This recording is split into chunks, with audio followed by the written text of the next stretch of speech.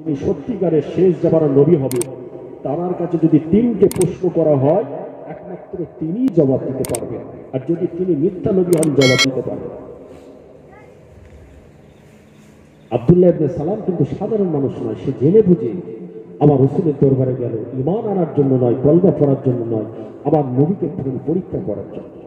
ভাইজানেরা, সোনার মানিকেরা, ওই আব্দুল্লাহ ইবনে সালাম আমার রাসূলুল্লাহর দরবারে যখনই চলে গিয়েছে, আল্লাহ রাসূল আল্লাহর হাবিব ওই সময়ে নিজের ডান হাতটা বাড়িয়ে দিয়ে বলেছিল, হে আব্দুল্লাহ ইবনে সালাম, একবার তুমি যদি আমাকে রাসূল বলে, আমার আল্লাহকে আল্লাহ বলে ইমানের কালমাটা যদি পড়ে নাও, ওই জাহান্নামের রাস্তাটা ছেড়ে দিয়ে জান্নাতের পথে যদি চলে আসো, আমি রাসূলুল্লাহ বলে দিলাম, আমি শাফিউল মাজনাবিন বলে দিলাম, আমি রাহমাতাল লিল আলামিন বলে দিলাম, আমি তো জাহানের বাদশা বলে দিলাম, তোমার জান্নাতের জমিনদার, তোমার জান্নাতের দায়িত্বটা আমি রাসূলুল্লাহ স্বয়ং নিজে হয়ে গেলাম।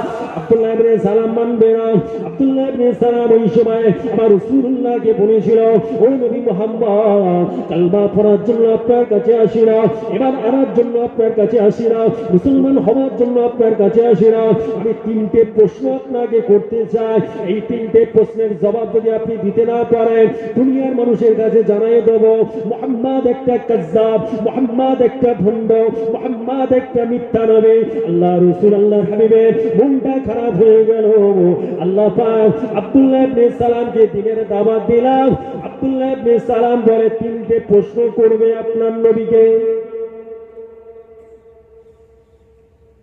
ওর মনের কথাটা খুলে খালে বলে দিয়েছি যে আমি কলমা পড়ার জন্য আপনার কাছে আসি না, আমি তিনটে প্রশ্ন আপনাকে করব, কিন্তু তিনটে প্রশ্নের জবাব আপনাকে দিতে হবে। জবাব যদি দিতে পারেন তবে আপনার হাতে হাত দেবো, জবাব যদি দিতে না পারেন দুনিয়ার মানুষের কাছে জানিয়ে দেবো মুহাম্মদ একটা মিথ্যা কথা।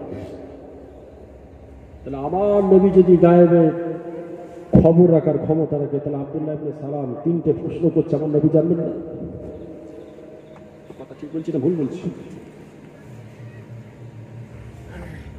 আমার রাসূলকে আল্লাহ পাক এত বড় পাওয়ার দিয়েছেন, আল্লাহ পাক আমার নবীকে এত বড় ক্ষমতা দিয়েছেন, আল্লাহ পাক আমার নবীর উপরে এত বড় রহমত করেছেন। আমার নবী যেটা চিন্তা করে আল্লাহ চিন্তা করে, জোরে বলুন না সুবহানাল্লাহ। আমার নবী যেটা ভাবেন আল্লাহ ভাবেন, আমার নবী যেটা দুঃখিত হন আল্লাহ দুঃখিত হন। তাহলে আব্দুল্লাহ ইবনে সালাম তিনটে প্রশ্ন করছে আমার নবীর কাছে এসে, আমার নবী আল্লাহর দরবারে কাঁদবেন কেন? আব্দুল্লাহ ইবনে সালাম যে তিনটে প্রশ্ন করছে, আমার নবীর যদি জানা থাকে তাও আমার নবী বলবেন না। কেন বলবেন না? এই কারণেই বলবেন না, আল্লাহ পাকের তরফ থেকে যতক্ষণ পর্যন্ত হুকুম না হচ্ছে আমার নবী দুনিয়ার মানুষের কাছে কোনো বানাওয়াতি কথা বলেন না, নিজের খামখেয়াল বশত নিজের ইচ্ছা মতো কোনো কথা বানিয়ে আমার নবী বলেন না। ওয়ামা ইয়ানতিকু আনিল হাওয়া ইন হুয়া ইল্লা ওয়াহয়ুন ইউহা। আল্লাহ পাকের তরফ থেকে জিবরিল আমিন মারফত যতটুকু ওয়াহদানিয়তের বাণী স্বয়ং আল্লাহ বা রাসূলের কাছে পাঠিয়েছে, দুনিয়ার মানুষের কাছে আমার আল্লাহ ঠিক ততটুকু বাণী পৌঁছেছে, তার একটা চুল পরিমাণ কম নয় বেশি নয়। জোরে বলুন সুবহানাল্লাহ। কারণে আমার নবী আল্লাহর দরবারে কাঁদছে, এটা হলো আমার নবীর কাজ। কিন্তু হেদায়েতের কাজ হলো মালিক হলো আমার আল্লাহ, হেদায়েত করবার মালিক আল্লাহ, আল্লাহ তাকে হেদায়েত করবে, সে হেদায়েত হবে। কিন্তু আমার নবীর দায়িত্ব আমার নবী পালন করে। কি আমার নবীকে আমরা ভালোবাসি, কি আমরা নবীকে মহব্বত করি। শেষ জামানার নবীর উম্মতরা জান্নাতে না গেলে অন্য কোন নবীরা তো দূরের কথা, উম্মতরা তো দূরের কথা, তাদের নবীরা পর্যন্ত জান্নাতে যাবে না, এটা বেরেনে ঢুকিয়ে দিয়েছে। কিন্তু নবী যা বলেছে সেটা করব না, নবী যেটা নিষেধ করছে সেটা করব। আবার বলছি নবীকে মহব্বত করে নবীকে ভালোবাসি। কথা ঠিক বলছি তা ভুল বলছি?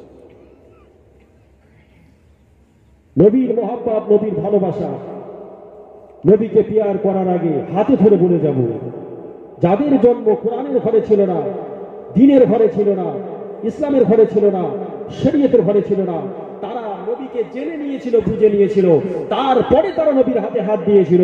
কেমন নবীর হাতে হাত দিয়েছিল শিক্ষা যদি নিতে হয়, ওই সমস্ত আমার নবীর হাতে হাত দেওয়া সাহাবা হুজুরদের কাছ থেকে শিক্ষা নিতে হবে। জোরে বলেন সুবহানাল্লাহ। বললাম না ভুল বললাম? নবীর মহব্বত, নবীর ভালোবাসা, আজকে এত হতভাগ্য আমরা নবীর উম্মত হয়েছি। নবীকে কি করে মারতে পারি সেই ফতোয়া, সেই ভাবনা, সেই যুক্তি, সেই চিন্তা আজকে আমাদের মাথায় ঘুরপাক খাচ্ছে। কথা ঠিক বলছি না? নবী বেঁচে আছে না মরে গেছে? জিন্দা নবী বলতে এত কষ্ট হয় আমাদের মনে। আজকে কুরআন হাদিস সব ঘেড়ে ফেলছি খালি নবী মরে গেছে এটা প্রমাণ করার জন্য। কথা ঠিক বলছি না ভুল? আজকে সেই নবীর আজকে আমরা হতভাগ্য। বলে নবী কেমন নবী? আবার আদম নবী থেকে নিয়ে শেষ নবী পর্যন্ত সমস্ত নবীরাই চলে গেছে, সমস্ত নবীরাই মরেছে, আমাদের নবীও মরেছে, আমাদেরও যেতে হবে, সবাই আমরা চলে যাব। তাহলে নবী কি আমাদের মতো হয়ে গেল? তোমার গা থেকে তো সরের মতো গন্ধ ছোটে যখন ঘাম হয়, আর আমার রসুলের গায়ে যখন ঘাম হতো পরিষ্কার হাদিস থেকে প্রমাণিত মিশকে আম্বারের চেয়ে বেশি খুশবু ছিল। জোরে বলেন না সুবহানাল্লাহ। আমার রাসূলুল্লাহকে এত মহব্বত করেছিল এই সাহাবা হুজুররা। আমার নবী যখন নিজের মুখের থুতুটা ফেলতো, ওই থুতু এত সুন্দর ঘ্রাণ ছিল, ওই থুতুর এত সুগন্ধ ছিল, তারা নিজেরা হাতে করে নিয়ে নিজেরা গায়ে গায়ে মাখতে। জোরে বলেন না সুবহানাল্লাহ। হাদিস আছে, প্রমাণ নেই। আর নবী বেঁচে আছে না নবী মরে গেছে এটা খোঁজার জন্য হাদিস শেষ করে দিচ্ছে, সব ঘেটিয়েছে। মুখের চেহারাটা খোদার তরফ থেকে পাল্টে যাবে। কথা ঠিক বললাম না ভুল? কারণ নবীর দুশমন যে হয়েছে তার বিচার আমার আল্লাহ স্বয়ং নিজে করে। ভাইজানেরা, আমার সোনার মানিকেরা, ওই আব্দুল্লাহ ইবনে সালাম আমার রাসূলুল্লাহ দরবারে গিয়ে যখন এই প্রশ্নটা করে, ও নবী মুহাম্মদ, তিনটে প্রশ্নের জবাব আপনাকে দিতে হবে। নবী আমার সঙ্গে সঙ্গে আল্লাহ পাকের দরবারে দুটো হাত তুলে দোয়া চাইলেন, আল্লাহ আব্দুল্লাহ ইবনে সালাম তিনটে প্রশ্ন আপনার নবীকে করতে চাই। আজকে যদি তিনটে প্রশ্নের জবাব আমি রাসূলুল্লাহ দিতে না পারে, আল্লাহ আপনি মিথ্যা হবে, কোরআন মিথ্যা হবে, দিন মিথ্যা হবে, ইসলাম মিথ্যা হবে, শরীয়ত মিথ্যা হবে। নবী আমার সঙ্গে সঙ্গে আল্লাহ পাকের দরবারে দুটো হাত তুলে দোয়া চায়। আমার রাসূলুল্লাহ চোখের পানিকে আল্লাহ সহ্য করে না। আমার রাসূলুল্লাহ আল্লাহর দরবারে মুনাজারি করবে, কাঁদতে থাকে, আল্লাহ পাক সহ্য করে না। যখনই আমার নবী চিন্তায় পড়েছে, স্বয়ং আল্লাহ এসে আমার নবীর পাশে দাঁড়িয়েছে। যখনই আমার নবী চোখের পানি ফেলেছে, আমার আল্লাহ পাক হযরত জিবরিল আমিন মারফত আমার রাসূলুল্লাহর কাছে খবর পাঠিয়েছে, ইয়া রাসূলুল্লাহ, ইয়া হাবিবাল্লাহ, হুজুর আপনি চিন্তা করবেন না, পেরেশান হবেন না। এই দুনিয়ার জমিনে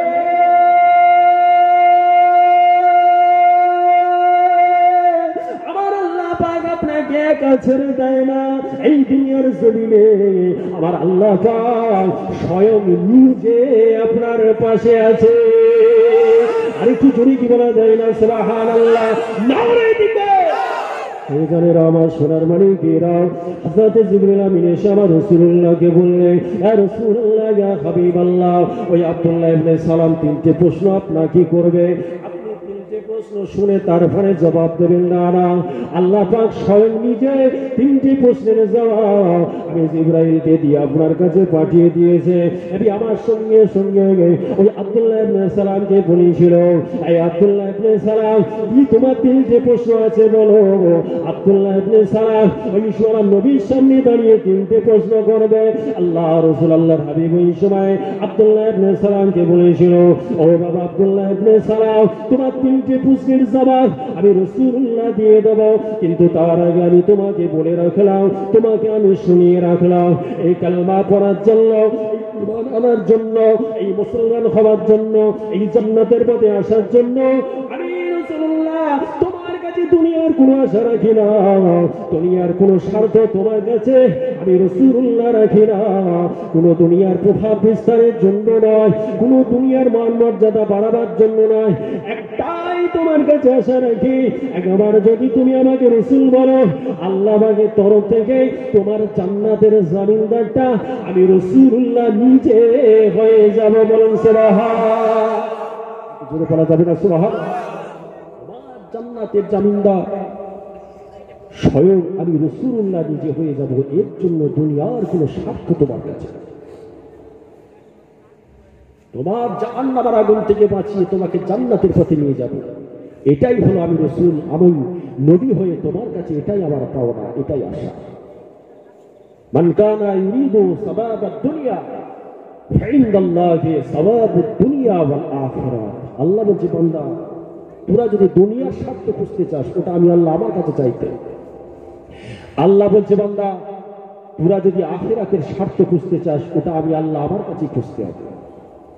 দুনিয়ার টাকা পয়সা, দুনিয়ার অর্থ সম্পদ, দুনিয়ার জমি জায়গা, দুনিয়ার মান মর্যাদা, দুনিয়ার কলা কৌশল, দুনিয়ার জন্য যত বুদ্ধি যত বেড়ে, দুনিয়ার জন্য তুমি যাই চাও না কেন ওটা আমি আল্লাহ আমার কাছেই তোমাদের চাইতে হবে। পৃথিবীর কোনো মানুষের ক্ষমতা নাই, যত তুমি বুদ্ধি খাটাও আমি আল্লাহ যদি তোমাকে রহমত না করে তুমি পাবে না।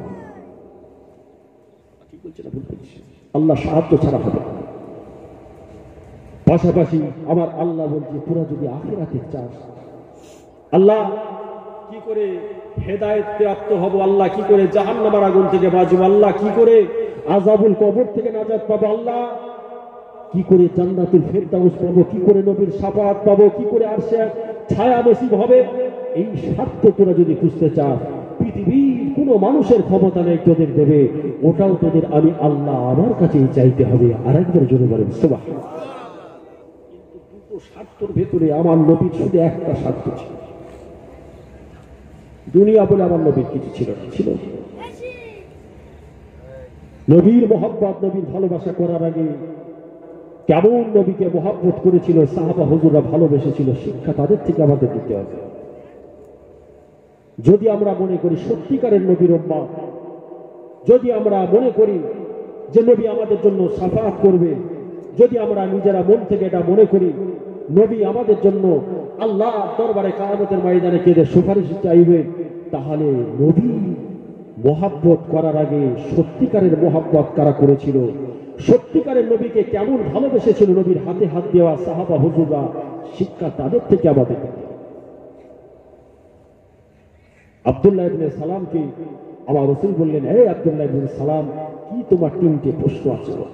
ভাই জানেরা আমার সোনার মানিকেরা আমার, আব্দুল্লাহ ইবনে সালাম ওই সময় আমার রাসূলুল্লাহকে বলেছিল, ও নবী মুহাম্মদ, এক নম্বর প্রশ্নের জবাবটা আপনাকে দিতে হবে, আপনাকে বলতে হবে কাল কিয়ামতের ময়দানে, কাল হাসরের ময়দানে আল্লাহ পাক বিচার করবে, জাহান্নামীরা জাহান্নামে চলে যাবে, জান্নাতীরা জান্নাতে চলে যাবে। ওই জান্নাতি বান্দাদেরকে আল্লাহ পাক শুরুতে কোন খাদ্য কোন খানাটা দিয়ে শুরু করাবে? ও নবী মুহাম্মদ, দুই নম্বর প্রশ্নের জবাব আপনাকে দিতে হবে। আল্লাহ পাক দুনিয়ার জমিনে আল্লাহ পাক মানুষের বাচ্চাকে ভূমিষ্ঠ করে পাঠান, ওই সমস্ত বাচ্চাগুলোকে দেখতে অনেক সময় বাপের মতো করে নকশাটা করে, অনেক সময় দেখতে মায়ের মতো করে নকশাটা করে, এর কারণটা আপনাকে বলতে হবে। ওরে নবী মুহাম্মদ, তিন নম্বর প্রশ্নের জবাবটা আপনাকে দিতে হবে, আপনাকে বলতে হবে কোন অবস্থাটা কোন হালতটা দুনিয়ার মানুষেরা দেখলে বুঝে যাবে কিয়ামত শুরু হয়ে গিয়েছে। এই তিনটে প্রশ্নের জবাব যদি আপনি দিতে পারে তবে আপনাকে মুহাম্মদুর রাসূলুল্লাহ বলে মেনে নেব। যদি আপনি জবাবটা দিতে না পারেন দুনিয়ার মানুষের কাছে জানিয়ে দেব মুহাম্মদ একটা মিথ্যা নবী। ও আমার ভাইজানেরা, সোনার মানিকেরা, বাপমারা নবী আমার, এতিম এতির নবী আমার, দয়ার নবী আমার, মায়ার নবী আমার, নবী আমার আদরি করলেন। আব্দুল্লাহ ইবনে সালামকে আমার রাসূলুল্লাহ বলেছিল, ওরে আব্দুল্লাহ ইবনে সালাম রে, তোমার এক নম্বর প্রশ্নের জবাবটা নিয়ে নাও। আল্লাহ পাক জানিয়ে দিয়েছে কাল কিয়ামতের ময়দানে, কাল হাসরের ময়দানে আল্লাহ পাক বিচার করবে, জাহান্নামীরা জাহান্নামে চলে যাবে, জান্নাতীরা জান্নাতে চলে যাবে। ওই জান্নাতি বান্দাদেরকে আমার আল্লাহ পাক শুরুতে যে খাদ্যটা দেবে, ওই খাদ্যটা সমুদ্রের একটা বিশাল মাছের কলিজার টুকরা দিয়ে আল্লাহ পাক জান্নাতি বান্দাদের খানা খাবে। আর একটু জোরে কি বলা যায় না সুবহানাল্লাহ। হে আব্দুল্লাহ ইবনে সালাম, তোমার দুই নম্বর প্রশ্নের জবাবটা নিয়ে নাও। আল্লাহ পাক জানাই দিয়েছে যেই সময় বাপের নুতফাটা মায়ের উপরে প্রাধান্য বিস্তার করে, ওই সময় বাচ্চাগুলোকে দেখতে অনেক সময় আল্লাহ পাক দুনিয়ার জমিনে বাপের করে, যেই সময় মায়ের নুতফাটা পাপির উপরে প্রাধান্য বিস্তার করে, ওই সময়তে বাচ্চাগুলোকে আল্লাহ পাক অনেক সময় দেখতে মায়ের মতো করে সৃষ্টি করে। এই আব্দুল্লাহ ইবনে সালাম, তোমার তিন নম্বর প্রশ্নের জবাবটা নিয়ে নাও। যেই সময় দেখতে পাওয়া যাবে পূর্ব দিক থেকে সূর্যটা ডোবে, পশ্চিম দিক থেকে সূর্যটা উদিত হয়, ওই সময় মনে করবে কিয়ামত শুরু হয়ে গিয়েছে। ওই ইহুদিদের সরদার, ইহুদিদের পণ্ডিত আব্দুল্লাহ ইবনে সালাম বলেছিল, আশহাদু আল্লা ইলাহা ইল্লাল্লাহ ওয়া আশহাদু আন্নাকা মুহাম্মাদার রাসূলুল্লাহ। নিজের শাহাদাত আঙ্গুলটা নিয়ে আমার রাসূলুল্লাহ দিকে ইশারা করে বলতে শুরু করেছে, আমি আব্দুল্লাহ ইবনে সালাম আজ থেকে সাক্ষ্য দিয়ে দিলাম আপনি হলেন সেই আল্লাহ পাকের রাসূল। আর একটু জোরে কি বলা যায় না সুবহানাল্লাহ। আমার ভাইজানেরা, সোনার মানিক নওজোয়ানেরা, ওই আব্দুল্লাহ ইবনে সালামকে দিনের পথে আনার জন্য, ইসলামের পথে আনার জন্য, কোরআনের পথে আনার জন্য, শরীয়তের পথে আনার জন্য আমার রাসূলুল্লাহ কোনো চাপ দিলেন না, কোনো রকম ভাবে জুলুম করলেন না, কোনো রকম ভাবে অত্যাচার করলেন না, কোনো রকম ভাবে খারাপ ব্যবহার করলেন না। ওই আব্দুল্লাহ ইবনে সালাম আমার রাসূলুল্লাহ কি বলেছিল, ও নবী মুহাম্মদ, আমি যেরকম ভাবে তাওরাতে পড়েছিলাম আর আপনি যেরকম ভাবে জবাবটা দিয়েছেন, একটা চুল বরাবর এদিক ওদিক নয়, পরিষ্কার বুঝতে পেরে গিয়েছে আপনি হলেন সেই আল্লাহ পাকের রাসূল। আর একটু জোরে কি বলা যায় না সুবহানাল্লাহ। আব্দুল্লাহ ইবনে সালাম ঈমানের কালেমা পড়ে মুসলমান হয়ে গেল। এ কি মুসলমানের ঘরে জন্ম ছিল? কোন ঈমানদারের ঘরে জন্ম ছিল? বাপও ছিল ইহুদি, মাও ছিল ইহুদি, দাদু ছিল ইহুদি, 14 পুরুষ ছিল সব ইহুদি। আবার নবীর কাছে গেল, ঈমানের কালেমা পড়ে মুসলমান হলো, মানে আল্লাহকে আল্লাহ বলে মানলো, আমার নবীকে রাসূল বলে মানলো, ঈমান আনলো। তাহলে কি আব্দুল্লাহ ইবনে সালাম কি করবে? শরীয়তের সমস্ত সবকিছুটাই মানবে না বাদ দিয়ে দেবে? কি বলছেন? ঘুমোচ্ছেন নাকি? শরীয়তের সমস্ত সবকিছুটাই মানবে। আর আমাদের জন্য সব কোরআনের ঘরে, দ্বীন ইসলাম শরীয়তের ঘরে। আমরা নিজেরা বলছি নবীর জন্য জান দিতে তৈরি আছে। কথা ঠিক বলছে না ভুল বলছে? একবার শুধু ডাকটা দিই, তলওয়ার নিয়ে আল্লাহু আকবার বলে ঝাঁপ দিয়ে দেবো, নবীর জন্য জীবনটা দিয়ে দেবো। ওই রকম জীবনের পরও আমার রাসূল করে না। ঠিক বলছে না ভুল বলছে? তুমি কোনোদিন নবীর সুন্নত মানো না, নবীকে মহব্বত করো না, নবীকে কোনোদিন ভালোবাসো না, তোমার সারাটা জীবন, সারাটা জিন্দেগি আল্লাহ বিরোধী কাজ করেছো, নবী বিরোধী কাজ করেছো, রাসূল বিরোধী কাজ করেছো। অথচ কিন্তু তুমি বলছো আমি নবীর জন্য জান দেবো, আর আমার নবীও বলছে তোমার মতো ওই রকম উম্মতের আমার দরকার না। ঠিক বললাম না ভুল?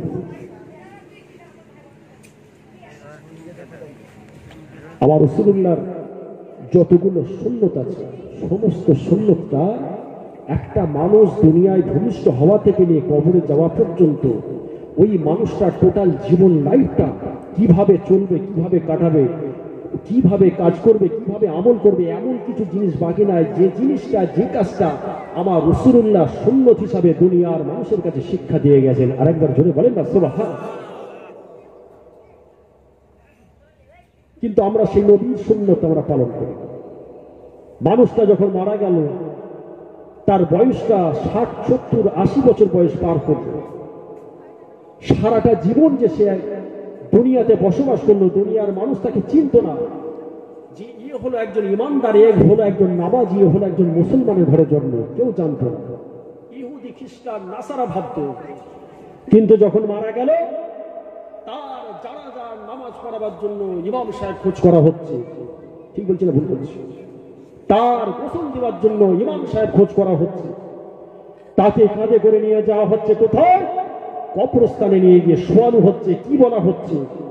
বিসমিল্লাহি ওয়া আলা মিল্লাতি রাসূলিল্লাহ। তার মানে কি জানেন? আল্লাহর নামে তোমাকে আমার নবীর উপরে ছেড়ে দেওয়া হলো। হে রাসূল, তোমার উপরে, তোমার জিম্মায় একে ছেড়ে দেওয়া হলো। মানে আমার নবী ওর দায়িত্বটা নেবে, ও হলো আমার নবীর উম্মত। তাহলে তুমি যখন সারা জীবন আমার নবীর কথা মানো না, তোমাকে যখন কবরস্থানে শোয়ানো হচ্ছে, তোমার দায়িত্ব আমার নবী কেন নেবে? কথা ঠিক বললাম না ভুল বললাম? আব্দুল্লাহ ইবনে সালাম ঈমানের কালেমা পড়লো, মুসলমান হলো, ঈমান আনলো। ঈমান এনে আবার রাসূলকে বলছে, নবী মুহাম্মদ আমি আব্দুল্লাহ ইবনে সালাম ঈমান এনেছি, কালেমা পড়েছি, মুসলমান হয়েছি বটে, কিন্তু আমি আপনার কাছে দুটো জিনিস কিন্তু মানতে পারছি না। আমার রাসূল বলছে কি, ওই উটের গোশতটা ওটাকে কিন্তু আমি খেতে পারবো না, ওটা আমার ঘৃণা আছে, ওটা আমি খেতে পারবো না, ওটা আমি হারাম বলে মানব। আর এই উটের পেচ্ছাপটা ওটাকে কিন্তু আমি হালাল বলে মানব। আমার রাসূল আসার আগে আইয়ামে জাহেলিয়াতের যুগে উটের পেচ্ছাপটা একটা ওষুধের কাজ হতো, আর সেই কারণে ও বলেছিল আমি ওই উটের পেচ্ছাপটা গ্রহণ করতে চাই। এই দুটো প্রস্তাব কিন্তু আপনাকে আমার কাছে ক্লিয়ার করতে হবে। আল্লাহ রাসূল সঙ্গে সঙ্গে বললেন, হে আব্দুল্লাহ ইবনে সালাম, তুমি এতক্ষণ ছিলে ইহুদি, তুমি যখন ঈমান এনেছো, কালেমা যখন পড়েছো, মুসলমান যখন হয়েছো, তাহলে তোমাকে কমপ্লিট দ্বীন ইসলাম শরীয়তের ভেতরে আসতে হবে। তুমি যদি ইসলাম থেকে খারিজ হয়ে যাও, কোরআন তোমার পিছনে যাবে না, আমি রাসূলুল্লাহর হাদিস তোমার পিছনে যাবে না, আল্লাহর সারা শরীয়ত তোমার পিছনে যাবে না। কিন্তু একবার তুমি যদি কালেমা পড়ো, ঈমান আনো, মুসলমান যদি হয়ে যাও, তাহলে কমপ্লিট দ্বীন ইসলাম শরীয়তকে তোমাকে মানতে হবে। জোরে বলেন সুবহানাল্লাহ। হুজুর, আমি যখন জেনে গিয়েছি, যখন বুঝে গিয়েছি আপনি হলেন সত্য সেই আল্লাহর রাসূল, আজ থেকে আমিও আপনাকে জানিয়ে দিলাম, ওই উটের গোশতটা আমি আজ থেকে হালাল বলে মেনে নিলাম, পাশাপাশি উটের পেচ্ছাপটা আমি হারাম বলে গ্রহণ করে নিলাম। শুনে বলুন সুবহানাল্লাহ। আজকে আমরা মুমিন মুসলমান দুনিয়াতে আমরা বসবাস করছি, ইমানদার নামাজি মুমিন মুসলমানের উপর আল্লাহ বেশি পরীক্ষা করে। কথা ঠিক বললাম না ভুল বললাম? কুরআনও তাই ঘোষণা করছে, উদখুলু ফিস-সিলমি কাফা ওয়ালা তাত্তাবিউ খুতুওয়াতিশ শাইতান। ইসলামের ভেতর যদি আসতে হয়, কমপ্লিট দ্বীন ইসলাম শরীয়তের ভেতরে আসুন। আলো অন্ধকার দুটো জিনিস সমান নয়, এডাল ওডাল করলে চলবে না, এদিক ওদিক করলে চলবে না, খানিকটা মানবো খানিকটা বাদ দেবো। ইসলাম কিন্তু কারোর মুখাপেক্ষী নয়, আল্লাহর কোরআন কারোর কিনা পৈতৃক সম্পদ নয়। আমার রাসূলুল্লাহর হাদিস নিজের ইচ্ছা মতো আমি ব্যবহার করব, দুনিয়ার কাজেও খানিকটা লাগাবো, দ্বীনের কাজেও খানিকটা লাগাবো, আল্লাহর কোরআনটা আয়াতটাকে খানিকটা বাদ দেবো, খানিকটা নিয়ে আসবো। এই হুকুম আমার রাসূলকে পর্যন্ত আল্লাহ দেয় না। ঠিক বললাম না ভুল বললাম? কিন্তু যদি একবার আল্লাহকে আল্লাহ বলে মানি, রাসূলকে রাসূল বলে মানি, শরীয়তকে যদি মানি, তাহলে কমপ্লিট দ্বীন ইসলামের ভেতরে আসতে হবে। ভাই জানেরা আমার, সোনার মানিকেরা আমার, ও আমার জওয়ান যুবকেরা আমার, আল্লাহ পাক দুনিয়ায় আমাদেরকে পাঠিয়ে দিলেন। আল্লাহ পাক এমনি এমনি পাঠাই না গো, মালাইকা ফেরেশতারা আমার আল্লাহকে বলেছিল, আল্লাহ আদম সন্তান আপনি বানাবেন না, এরা দুনিয়াতে মারামারি করবে, এরা দুনিয়াতে ফিতনা করবে, দুনিয়াতে অন্যায় অত্যাচার করবে। আল্লাহ পাক ওই সময় বলেছিল, এই আমার মালাইকা ফেরেশতারে, তোরা জানিস না জানিস না জানিস না, ইন্নী আ'লামু মা লা তা'লামুন, আমি আল্লাহ যা জানি তোরা জানিস না। ওই সমস্ত বান্দা বান্দীগুলো দুনিয়ার জমিনে তারা আমি আল্লাহ আমার নামাজটা তারা পাঠ করবে, আমি আল্লাহ আমার রোজাটা তারা রাখবে, আমি আল্লাহ আমার হজটা তারা করবে, আমি আল্লাহ আমার যাকাতটা তারা দেবে, আমি আল্লাহ আমার তাসবিহটা তারা পাঠ করবে। ওরে আমার মালাইকা ফেরেশতারে, আজকে তোরা আমার ইবাদত করে, আমার জান্নাতকে দেখে তোরা আমার ইবাদত করিস, আজকে তোরা আমার ইবাদত বন্দেগী করিস, আমি আল্লাহ পাক আমার শাস্তি গজবটা দেখে তোরা আমার ইবাদত করে। ওই সমস্ত আমার আদম সন্তানেরা, ওরা আমি আল্লাহ আমাকে দেখে না, আমার জান্নাতটা দেখে না, আমার আখিরাতটা দেখে না, আমার আযাবুল কবরটা দেখে না। ওই সময় আমার আল্লাহ বলেছিল, এই আমার মালাইকা ফেরেশতারা, একবার যদি তোমরা আমি আল্লাহ পাক আমার দায়িত্বটা নিয়ে তোমরা বলো, তোমরা যদি একবার সাক্ষী থাকো, আমি আল্লাহ তোমাদের বলে দিলাম, ওই সমস্ত আদম সন্তানেরা ওরা যখন মারা যাবে, আমি আল্লাহ তোমাদের বলে দিলাম, ওদের জন্য আমার দয়ার জান্নাতটা দান করে দিলাম। আর একটু জোরে কি বলা যাবে না? সুবহানাল্লাহ, নারে দিকে এই জানের আওয়াজ সোনার মানিকেরাও, ও আমার জওয়ান যুবকেরাও, দুনিয়ার মানুষ যখন আল্লাহর নামাজটা পড়ে, আল্লাহর জাহান্নামটা জানে না কতটা শাস্তি। একবার ওরা যদি আমার জাহান্নামের আযাবটা দেখতো, একবার ওরা যদি আমার আযাবুল কবরটা চামড়া চোখে যদি ওরা আমার দেখতে পেত, শাস্তিটা গজবটা, তাহলে ওরা আমার কত নামাজটা না পড়তো, তাহলে ওরা আমার কতটা রোজা না রাখতো, তাহলে ওরা আমার ইবাদত বন্দেগীটা কত না করতো। এই আমার মালাইকা ফেরেশতারে, আমি আল্লাহ পাক ওই জান্নাতি বান্দাদেরকে যাদেরকে জান্নাতে পাঠিয়ে দিয়েছি ওদের জন্য আমি আল্লাহ আর একটা বড় জিনিস রেখে দিয়েছি, সেটা হলো আমি আল্লাহ আমার দেদার ইলাহি, আমি আল্লাহ পাক আমার আশাটা ওদের কাছে দিয়ে দিতে চাই। ওদের মনে এখন একটা আশা আছে, ওদের কাছে এখন একটা পাওনা ওদের কাছে আছে। আল্লাহ পাক ওই সময় বলবে আমি আল্লাহ পাক আমার রহমতি পর্দাটা তুলে দিলাম। ওই সময়তে আল্লাহ পাককে জান্নাতি বান্দারা দেখতে থাকবে, কেমন ভাবে দেখতে থাকবে, পরিষ্কার আকাশে যেমন চন্দ্রকে দেখতে দুনিয়ার মানুষের কোনো অসুবিধা হয় না, জান্নাতি বান্দারা আমার আল্লাহকে যখন দেখতে থাকবে তার থেকেও আরো পরিষ্কার ভাবে জান্নাতীদের বান্দাদের সঙ্গে আল্লাহ দিদার হবে। আরেকটু জোরে কি বলা যায় না সুবহানাল্লাহ। আল্লাহুম্মা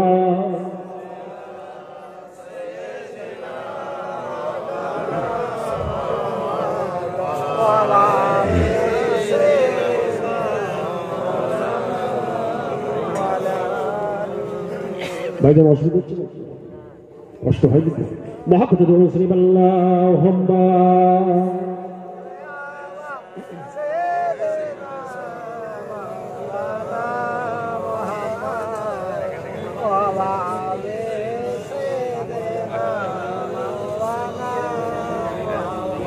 आँखों का तारा नामे मोहम्मद, दिल का उजाला नामे मोहम्मद। बुजुर्ग बोले ना सुभान अल्लाह, आज बुजुर्ग बोला जाबे ना। आँखों का तारा नामे मोहम्मद, दिल का उजाला नामे मोहम्मद। मौला ने पूछा लाया है क्या क्या, मौला ने पूछा क्या क्या, मैं कहूँगा नामे मोहम्मद, मैं कहूँगा नामे मोहम्मद। आँखों का तारा नामे मोहम्मद, दिल का उजाला नामे मोहम्मद। अल्लाहु अकबर रब्बुल आलमीन, अल्लाहु अकबर रब्बुल आलमीन। अर्श पे लिखा नामे मोहम्मद, अर्श पे लिखा नामे मोहम्मद। अल्लाहुम्मा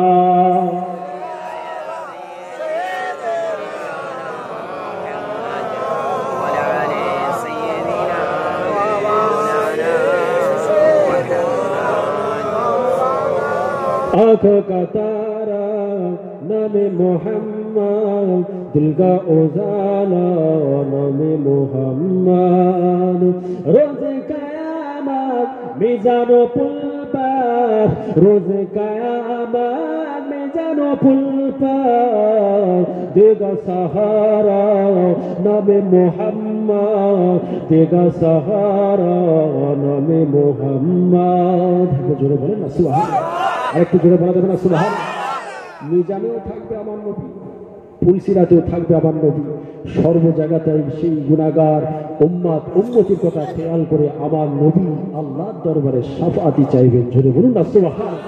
आँखों का तारा नामे मोहम्मद, दिल का उजाला नामे मोहम्मद। दौलत जो चाहो दोनों जगह के, दौलत जो चाहो दोनों जगह के, कर लो उज़ीफा नामे मोहम्मद, कर लो उज़ीफा नामे मोहम्मद। आँखों का तारा नामे मोहम्मद, दिल का उजाला नामे मोहम्मद। अल्लाहुम्मा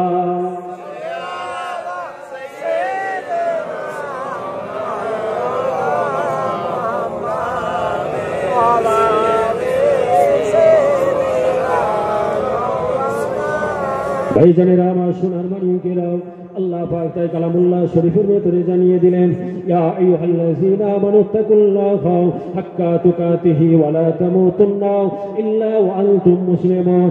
আমার আল্লাহ পাক এই আয়াতে আল্লাহ কোন কাফিরকে লক্ষ্য করে বললেন না, কোন মুশরিক বেদিনকে লক্ষ্য করে আমার আল্লাহ বললেন না, ইয়া আইয়ুহাল্লাযীনা আমানুত্তাকুল্লাহা, একমাত্র আল্লাহ ঈমানদার নামাজি মুমিন মুসলমানকে লক্ষ্য করে বলল, যদি আল্লাহকে ভয় করতে হয়, আল্লাহর জান্নাতকে ভয় করতে হয়, আল্লাহ পাকের আযাবুল কবরকে যদি ভয় করতে হয়, একমাত্র আল্লাহ পাকের ঈমানদার নামাজি মুমিন মুসলমানেরাও তারা আমার আল্লাহকে ভয় করে থাকে।